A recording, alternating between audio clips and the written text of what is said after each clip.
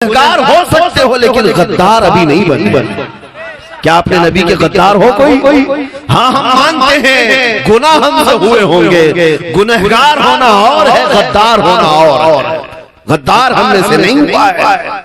मैं आपको तहदीस नेमत के तौर पर एक बात कह दूं, मेरे पीछे पूरी ताकतें लगा दी गई, दिल्ली से लेकर मुंबई तक, मुंबई से लेकर कर्नाटक तक बड़ी बड़ी डिपार्टमेंट के लोग रोजाना चेकिंग करने के लिए, स्कूटनी के लिए टीम तश्कील दी गई कि इनकी जायदाद देखो, रेवेन्यू डिपार्टमेंट वालों को भेजा गया, जमीनें देख लो कितनी बनाया है और नाजायज आमदनी कहां से कुछ आई है, बैंक के अकाउंट खोल करके देख लो, खाते देख लो, सारी चीजें देख ली, मिला तो कुछ नहीं। और उसके बाद बैक सपोर्ट किसका है, कौन से नेता के साथ उनका ज्यादा ताल्लुक है, कांग्रेस के साथ, बीजेपी के साथ, हिमायम के साथ, कौन से नेता। अजीब इत्तेफाक है कि हमेशा से कभी इन लोगों से मेल जोल रहा ही नहीं है। आम सी बात मैं आपको बताऊं, हमारा किसी भी नेता से कोई ताल्लुक ज्यादा रहा ही नहीं। अगर कोई मुसलमान है तो सलाम कलाम, या कोई दूसरे भी हैं, इत्तेफाक पड़ गया बस। कभी ऐसा नहीं है कि हमने किसी सियासी ताकत का सपोर्ट लिया है, आज तक नहीं। मैं आपको बताऊं, हमारे एक चाहने वाले शागिर्द हैं, उनके पास डिपार्टमेंट के कुछ लोग कह रहे थे कि आखिर ये मौलाना को कौन सपोर्ट करता है, कौन बैकिंग करता है।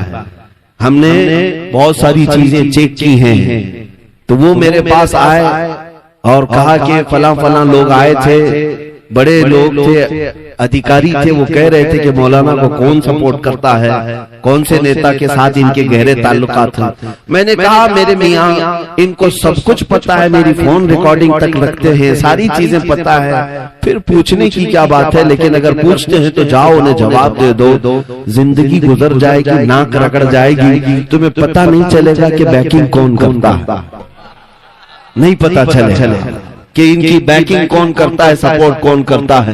वो घबराया हमारा शागिर्द और कहा क्या कोई सीक्रेट मसला है, बाहर की कोई ताकत है। हमने कहा मियाँ वो यहाँ की बात कर रहा है, यहाँ की बात कर रहा है, दुनिया की। हमें आला हज़रत के घराने ने कयामत के दिन भी सिखाया, कयामत के दिन के बारे में भी हम डरते नहीं है कि इमाम ज़मान फाजिल बरेलवी के बिरादर गिरामी हसन रजा बरेलवी फरमाते हैं, ढूंढा ही करे सदरे कयामत के सिपाही।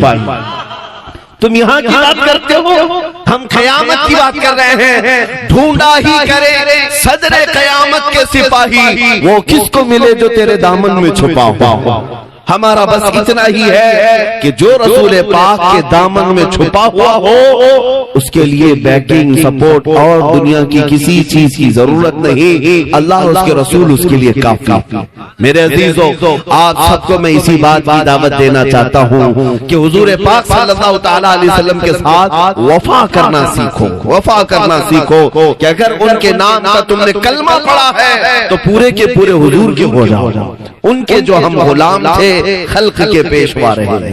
आपको पता है हुजूर की गुलामी से जो हट गए तो हर जगह बेइज्जती पर आ गए, हर जगह तुमसे सारी चीजें छीन ली जाने लगी। आप इस बात को समझ करके चलो कि बिलाल हबशी को मेरे आका सल्लल्लाहु अलैहि वसल्लम ने भरे मजमे में फतेह मक्का के दिन 10,000 के मजमे में खाने काबा की छत पर चढ़ाया था।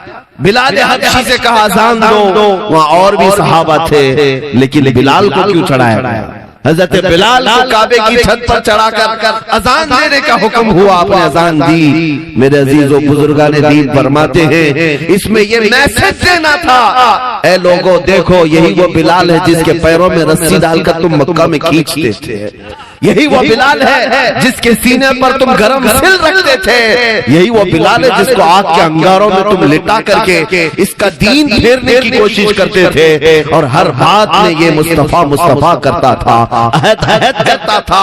आज आओ ऐ दुनिया वालों, देखो जिसने मुस्तफा की मोहब्बत में अपनी पीठ पर जख्म खाया है, मौला ताला ने उसको काबे की छत पर पहुंचाया।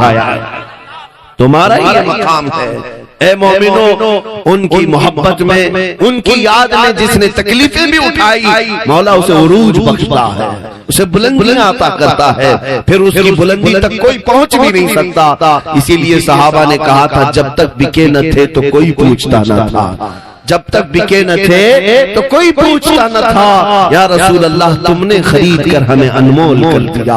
अगर तुम अनमोल होना चाहते हो दुनिया में, एक बार बाजार मुस्तफा में बिक जाओ, हुजूर के होकर के रह जाओ, फिर दुनिया तुम्हारी कीमत नहीं लगा सकती। तुम्हारी बड़ी बात है, जूतियों की भी कीमत नहीं लगा सकती। हुजूर के होकर के दिखाओ। आज मुझे अफसोस इस बात का है कि वो नौजवान जो लब्बैक या रसूल अल्लाह के नारे भी लगाता है, मेरे मुस्तफा पर मर मिटने के दम भरता है, हम में से हर कोई ये कहता है कि या रसूल अल्लाह मेरी जान आपके लिए हाजिर है। लेकिन मैं आपसे पूछना चाहता हूँ नौजवानों, हुजूर पर जब जान दे सकते हो तो कुछ गुनाह क्यों नहीं छोड़ सकते? वो गुनाह जिन्होंने तुम्हें रसूल पाक से दूर कर रखा है, अपने मोहल्लों में अपने घरों में क्यों उन्हें बसा करके रखे हो? क्या मुसलमान की ये शान है कि वो सोए तो गाने की धुन पर सोए, उठे तो गाने बजाते हुए उठे? क्या ये मुसलमान की शान है कि उसके हाथ में ताश के पत्ते आए? क्या ये एक गुलाम मुस्तफा की शान है कि शराब की बोतलें उसके हाथ में आए, गाली गलौज उसकी जुबान से निकले? क्या ये मुसलमान की शान है कि वो नुक्कड़ पर खड़े होकर के औरतों के ऊपर नजर दौड़ाए, किसी के घर की इज्जत को तार तार करे?